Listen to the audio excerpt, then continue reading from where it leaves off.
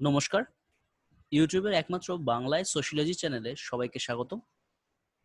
আজকে আমরা যে টপিক নিয়ে আলোচনা করব সেটি হলো সোশিওলজি অ্যান্ড কমন সেন্স।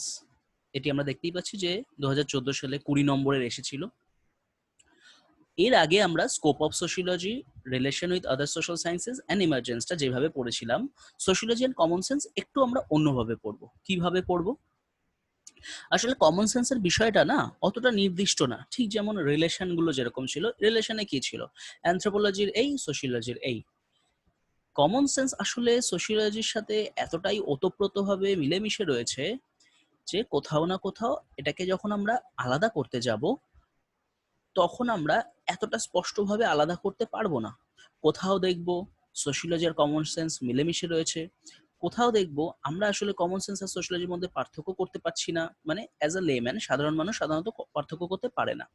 তো এই কারণে কোনো রকম কোনো ক্লিয়ার কাট প্যাটার্ন এটার আমি দেখাচ্ছি না, কিন্তু প্যাটার্ন যে হয় না তা না, অবশ্যই প্যাটার্ন হয়। এটা আমরা ডেসক্রিপটিভ ওয়েতে পড়বো এক।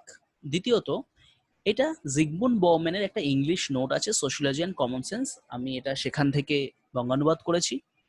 তো আমরা এই নোটসটা পড়বো। অনিরুদ্ধ চৌধুরী স্যারের যে বইটা রয়েছে সেখানে সমাজতত্ত্ব সাধারণ বোধের একটা পার্ট রয়েছে, সেই পার্টটা অ্যাড করব। আর তার সাথে হিমাংশু ঘোষের বই থেকে একটা পার্ট রয়েছে, সেখান থেকে অ্যাড করব। ব্যাস, তাহলেই আমাদের সমাজতত্ত্ব সাধারণ বোধের নোটসটা তৈরি হয়ে যাবে। এক্ষেত্রে বলে রাখি, কেউ যদি চায় বাইরে থেকে অনেক ডেটা ইনপুট করতে পারে। আসলে সমাজতত্ত্ব, সাধারণ বোধ, সমাজতাত্ত্বিক কল্পনা আর সমাজতাত্ত্বিক পরিপ্রেক্ষিত পুরোপুরি অনেক বাস্তব বুদ্ধি দিয়ে লেখার মতোই একটা প্রশ্ন। তাহলে শুরু করা যাক। আচ্ছা, এইখানে ঠিক আগেরগুলোর মতোই যে জিনিসগুলো রয়েছে আমি সেগুলো জিস্ট বলতে বলতে এগোবো। ডেসক্রিপশন বক্সে তোমরা এই পিডিএফটা পেয়ে যাবে। এই পিডিএফটা হিমাংশু ঘোষের পিডিএফটা, মানে বঙ্গানুবাদের পিডিএফটাও, আর হিমাংশু ঘোষের পিডিএফটাও পেয়ে যাবে। আর অনিরুদ্ধ চৌধুরীর যে বইটা সেটা আমি বলেছিলাম যে তোমরা যদি কিনে নাও তাহলে খুব উপকার হয়, কারণ তার মধ্যে অনেক কিছুই দেওয়া রয়েছে সোশিওলজির। যাই হোক, আমাদের ফার্স্টে বুঝতে হবে বিজ্ঞান কি। বিজ্ঞান, বিশেষ জ্ঞান আমরা জানি দুই ভাগে ভাগ করা যায় একে। এক হচ্ছে সামাজিক বিজ্ঞান, এক হচ্ছে প্রাকৃতিক বিজ্ঞান। সামাজিক বিজ্ঞানের মধ্যে কি কি পড়ছে? সামাজিক বিজ্ঞানের মধ্যে পড়ে history, sociology, anthropology, philosophy, etc. উল্টো দিকে ন্যাচারাল সায়েন্সের মধ্যে বা প্রাকৃতিক বিজ্ঞানের মধ্যে পড়ে এই ফিজিক্স, কেমিস্ট্রি, ম্যাথ, এগুলো। তাহলে বিজ্ঞানকে বৃহৎ অর্থে দুভাগে ভাগ করা যাচ্ছে।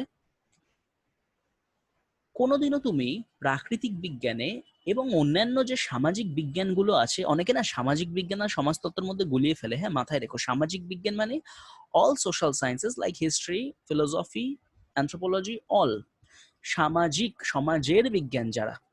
আর উল্টো দিকে সমাজ তত্ত্ব মানে সোশিওলজিক্যাল, মানে সেটা হচ্ছে সোশিওলজি। ওকে, পার্থক্য আছে। সোশিয়াস লগস পড়িয়েছি আগে, বুঝেছো নিশ্চয়ই। তো তুমি কোনোদিনও দেখবে না যে ন্যাচারাল সায়েন্স আর সোশ্যাল সায়েন্সের কোনো সাবজেক্টের সাথে কমন সেন্সের পার্থক্য। মানে তুমি কোনোদিনও পড়েছো ইতিহাসের সাথে সাধারণ বোধের পার্থক্য কি? তুমি কোনোদিনও পেয়েছো ফিজিক্সের সাথে সাধারণ বোধের পার্থক্য কি? পাবে না। তার কারণ কিন্তু এটাই যে কাউর কিছু যায় আসে না কমন সেন্সকে দিয়ে, কিন্তু সোশিওলজি যায় আসে। কেন যায় আসে? তার কারণ কমন সেন্সের ধারণাগুলো সোশিওলজির সাথে এতটাই ওতপ্রোতভাবে যুক্ত যে মানুষ কমন সেন্স আর সোশিওলজিকে আলাদা করতে পারে না। তাই আমরা জানি যদি একটু খাদ মিশে যায় তাহলে সেই জিনিসটা নষ্ট হয়ে যায়। তো সোশিওলজিরও এটাই সমস্যা যে এর সোশিওলজিক্যাল নলেজগুলোর সাথে কমন সেন্সিক্যাল নলেজগুলো মিলেমিশে সোশিওলজির যে একটা অ্যাকসেপ্টেবিলিটি সেটা নষ্ট করে দেয়। আজকে আমাদের আলোচ্য বিষয় কিন্তু সেটাই, যে how common sense is related to sociology or how sociology is different from common sense. First of all আমাদের বুঝতে হবে সমাজতত্ত্ব যেখানে কিনা একটা সমাজতত্ত্ব সাধারণত জোর দেয় কিসের ওপর? সংজ্ঞা নির্ধারণ, হাইপোথেসিস, পর্যালোচনা, কম্প্যারিজন। ঠিক আছে, তার মানে অনুধাবন, অধ্যয়ন, পর্যালোচনা, বিশ্লেষণ, এগুলির ওপর সমাজতত্ত্ব জোর দেয়। উল্টো দিকে সাধারণ বোধ বা কমন সেন্স হলো বিশৃঙ্খল, কোনো শৃঙ্খলা নেই, যেটাকে বর্ণনা করা যায় না, যেটা অস্পষ্ট। মানে কোনো স্পষ্টতা নেই এবং সেটি একটা নির্দিষ্ট এরিয়া জুড়েই সীমাবদ্ধ। যেমন বলতে পারি যে কোনো কমন সেন্স একটা নির্দিষ্ট জায়গা জুড়েই থাকে। যেমন ধরো এই যে রাত্রিবেলায় চুল খুলে বেরোতে নেই, একটা নির্দিষ্ট এলাকায় সীমাবদ্ধ। হয়তো তুমি তার সেই সেই অঞ্চল সেই দেশের বাইরে যখন যাবে হয়তো সেখানে এরকম কোনো মিথই নেই যে চুল খুলে বাইরে বেরোনো যায় না বা মেনস্ট্রুয়েশনের সময় টেম্পলে ঢোকা যায় না। তাহলে এইগুলো হচ্ছে আমাদের কমন সেন্সিক্যাল নলেজ। তার সাথে এই জিনিসগুলো আমাদের রোজকার ধারণায় ব্যবহৃত হয়, এই কমন সেন্সিক্যাল নলেজটা, এবং যার মধ্যে অনেকগুলো ধারণাগত ত্রুটি আছে। ঠিক আছে, আমি ওই কথাটা বললাম কি দিয়ে বললাম, কমন সেন্স দিয়ে বললাম। মানে মানে আমি পরখ করে দেখিনি কিন্তু আমার মনে হয়েছে তাই বলেছি। ফর এক্সাম্পল, আমরা যদি বলি যে সমস্ত ছেলেগুলোই বদমাশ, আমার এই কথাটা হলো কমন সেন্সিক্যাল নলেজ। কেন কমন সেন্সিক্যাল নলেজ? কারণ আমি তো কোনো স্টাডি করিনি। আমি বলতে পারি যে ভারতবর্ষের পশ্চিমবঙ্গে কোনো একটা জেলার কোনো একটা ব্লকের কোনো একটা পঞ্চায়েতের ওই গ্রামের ছেলেগুলো শয়তান, সেটা আফটার স্টাডি। বাট আমি ওভারঅল পৃথিবীর সমস্ত পুরুষকে বদমাস শয়তান বলতে পারি না। এটা তাহলে আমাদের বুঝতে হবে যে সোশিওলজি কিন্তু আসলে রিসার্চ, সার্ভে, এইগুলো মানে তথ্য প্রমাণের ওপর আসলে জোর দেয়, হঠাৎ করে কিছু বলে দেয় না। কেন? এবার প্রশ্নটা হচ্ছে কেন কমন সেন্স বারে বার রাস্তায় চলে আসে সোশিওলজির? তার রিজনটা কিন্তু একটাই, যে সোশিওলজির যে টার্মিনোলজিগুলো, সেই টার্মিনোলজিগুলো মানে সোশিওলজি কি নিয়ে আলোচনা করে? মানুষ নিয়ে। মানুষ কোথা থেকে? সমাজে। সমাজের যে ধারণাগুলো সেইগুলো যেহেতু সমাজস্থ মানুষের দ্বারাই তৈরি, সেই কারণে মানুষ সেই টার্মিনোলজিগুলো আরামসে ব্যবহার করে। ফর এক্সাম্পল, ধর্ম, জাতি, জাত, সংস্কৃতি, জনসংখ্যা, রাজনীতি, এগুলো সব নিয়ে মানুষ আলোচনা করে। কিন্তু যদি ধরো কেউ বলে তোমায়, ঠিক আছে, যে ওই বাড়ির ছেলেটার কালচার ভালো না, তুমি যদি তাকে প্রশ্ন করো ঘুরিয়ে যে আচ্ছা কালচার এর সংজ্ঞা কি, সে কিন্তু বলতে পারবে না। তুমি যদি বলো যে কালচারের কটা ভাগ, সে বলতে পারবে না। তুমি যদি বলো আচ্ছা কালচার কিসের ওপর ডিপেন্ড করে, কালচারের সাথে সভ্যতার পার্থক্য কোথায়, সে বলতে পারবে না। এই যে বলতে না পারাগুলো, তাহলে আমরা যখন সমস্ত কিছু জানি না কেন তাহলে এরকম কমেন্ট করি যে জাতি নিয়ে বলছি, রাজনীতি নিয়ে বলছি, জাত নিয়ে বলছি? তাহলে আমাদের একটা নির্দিষ্ট স্টাডির প্রয়োজন। সমাজস্থ বিষয়গুলো স্টাডি না করে আমরা শুধুমাত্র কমন সেন্সিক্যাল নলেজ দিয়ে বলি এবং তার ফলে একটা ধারণা সৃষ্টি হয় মানুষের মধ্যে। সেই কারণে পরবর্তী ক্ষেত্রে সোশিওলজির নলেজগুলোকে লোকের মনে হয় যে এটা ঠিক নয়, কিন্তু আসলে তো উল্টোটা। বরং কমন সেন্স এমন কিছু ধারণা তৈরি করে যেগুলো আসলে মিথ্যে, যেগুলো ধারণার ওপর, যেগুলো কল্পনার ওপর তৈরি হয়েছে, যেগুলোর সাথে বাস্তবের কোনো রকম কোনো সম্পর্ক নেই। এটা আমাদেরকে আগে বুঝতে হবে। আরো উদাহরণ রয়েছে এখানে। যেমন উদাহরণ হিসাবে রয়েছে যে ফিজিক্স, কেমিস্ট্রি, এই যে আলোচনাগুলো, লাইক রকেট সায়েন্স, এইগুলো নিয়ে কিন্তু কেউ আলোচনা করে না। তুমি কোনো চায়ের দোকানের আড্ডায় এটা দেখবে না যে কেউ রকেট সায়েন্স নিয়ে আলোচনা করছে। কেউ দুটো কেমিক্যাল রিয়াকশন হলে কি জিনিস তৈরি হয়, সেখানে কোন জিনিসটা অনুঘটক হিসাবে ব্যবহার করা উচিত, এগুলো নিয়ে কেউ আলোচনা করবে না। কারণ এই ন্যাচারাল সায়েন্স গুলোর একটা লিমিট আছে, যে লিমিটটায় সাধারণ মানুষ পৌঁছতে পারে না। যে লিমিটটা জানার জন্য মানুষকে অনেক নলেজ গ্যাদার করতে হয়, অনেক নলেজ গ্যাদার করে যেটা নিয়ে আলোচনা করতে হয় মানুষ সেটা নিয়ে আলোচনা করে না। মানুষ এমন জিনিস নিয়ে আলোচনা করে যেই জিনিসটা আলোচনা করার জন্য কোনো নলেজের প্রয়োজন হয় না, সে নিজের মন থেকে একটা কিছু বলে দিতে পারে। সেই কারণেই আমরা জানি যে যত টিভি টক শো আছে সেগুলো কিন্তু চলে এর বেসিসেই, যে র্যান্ডম হারে কাউকে ডাকা হয়, সে এসে সমস্ত বিষয়ে কোনো না কোনো মতামত দিচ্ছে। একটা মানুষ একটা নির্দিষ্ট বিষয়ে জানতে পারে, সে সমস্ত কিছু জানছে কি করে, বলছে কি করে? এটা কিন্তু কমন সেন্স, যে তারা অল্প একটু পড়াশোনা করে বেশিরভাগই নিজের কমন সেন্স দিয়ে বলতে থাকে, আর আমরা টিভির দিকে তাকিয়ে হাঁ করে সেটাই গিলতে থাকি। তো আমরা আসলে যা গিলছি তা হলো ওই সায়েন্স আর কমন সেন্স মিলিয়ে মিশিয়ে একটা জিনিস। বাট আমাদেরকে বুঝতে হবে যে কোনটা এক্স্যাক্টলি। এবং এটাও আমরা জানি যে হোয়াটসঅ্যাপে যে সমস্ত নিউজ শেয়ার হয়, হোয়াটসঅ্যাপে যে সমস্ত ইনফরমেশন শেয়ার হয়, ফেসবুকে যে সমস্ত ইনফরমেশন শেয়ার হয়, ওই নিউজ শোরুমে এসে মানুষরা যে ইনফরমেশন গুলো দেয় তার 70%ই ভুল থাকে। তাহলে কেন ভুল থাকে? তারা কি ইচ্ছা করে বলে? না, এগুলো তাদের কমন সেন্স থেকে বলে। আর জানে যে মানুষ এটাই ভাববে যে এ যা বলছে ঠিক বলছে, এ যখন এত বড় একটা ব্যক্তিত্ব ঠিক বলছে, আমরা সেটা তাহলে মেনে নিই। বিষয়গুলো এতটাই সূক্ষ্ম, কিন্তু এই সূক্ষ্ম বিষয়গুলোই সোশিওলজির যে পথ সেটাকে আরো জটিল করে দেয়। তার মানে কোনো অদক্ষ ব্যক্তি যে কিনা স্পেশালাইজেশন করেনি সোশিওলজিতে, সেও সোশিওলজি বিষয়ে বলছে যে সোশিওলজি নাকি 2 মাসে শেষ করা যায়, সোশিওলজি নাকি খুব সোজা, এফোর্ট দিতে হয় না। হ্যাঁ, এগুলো সব ঠিক কথা, কিন্তু তার জন্য যেই ধরনের কাঠামো প্রয়োজন, সেই কাঠামোগুলোর গল্প কি সে বলছে? না, বলছে না, কারণ সে কমন সেন্স থেকে এই জিনিসগুলো তার মনে হচ্ছে সে বলে দিচ্ছে। এইটা গেল আমাদের সোশিওলজির যে পথগুলো আটকাচ্ছে, যে কোথায় কোথায় সোশিওলজি আর কমন সেন্সের বাধা সৃষ্টি হয়, মানে মানে কমন সেন্স সোশিওলজি বাধা সৃষ্টি করে, সেই বিষয়টা আমরা বুঝলাম। এইখানে আরো অনেক লেখা আছে, এই লেখাটা একটু বড় আছে, মানে এইখানের প্রায় 2 পেজ মত, এখানে 3 পেজ, আর পরবর্তী হিমাংশু ঘোষের 2 পেজ, আর অনিরুদ্ধ স্যারের 1 পেজ। তো এইটা এতটা ইলাবোরেট, কারণ বুঝতেই পারছো আলোচনাটা শুনে যে বিষয়টা কিন্তু আসলে অনেকটা জটিল। আচ্ছা, আরো যদি এগোই তাহলে আমরা দেখতে পারবো যে terminological inefficiency, what is that? Terminological inefficiency মানে যে কোনো একটা নির্দিষ্ট টার্ম, সেই টার্মটা তুমি নিজের মতো করে ব্যবহার করতে পারো না।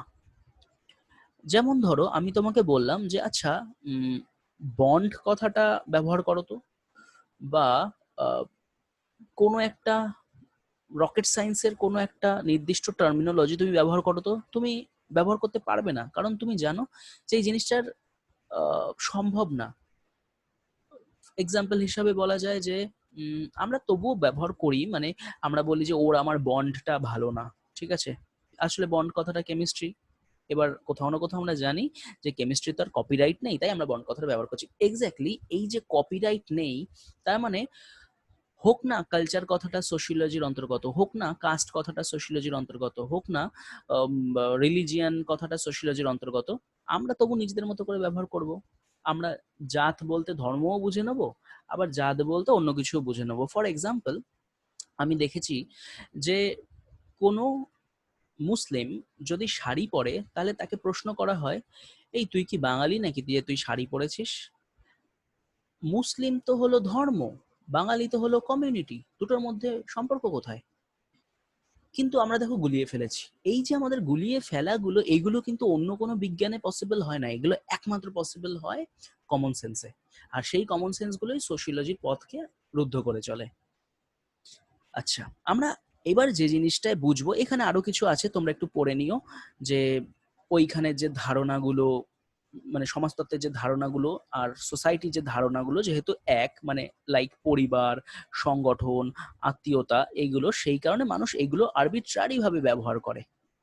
আচ্ছা, হিমাংশু ঘোষে যেটা রয়েছে এইখানে 4টে থেকে 5টা এক্সাম্পল দিয়ে লেখা রয়েছে যে আমেরিকায় রিয়েল ইনসিডেন্ট আর কমন সেন্সের মধ্যে পার্থক্য। এইটা কিন্তু আমেরিকার গল্প আছে, আমরা যখন গল্প লিখবো আমরা কিন্তু ইন্ডিয়ার গল্প লিখবো।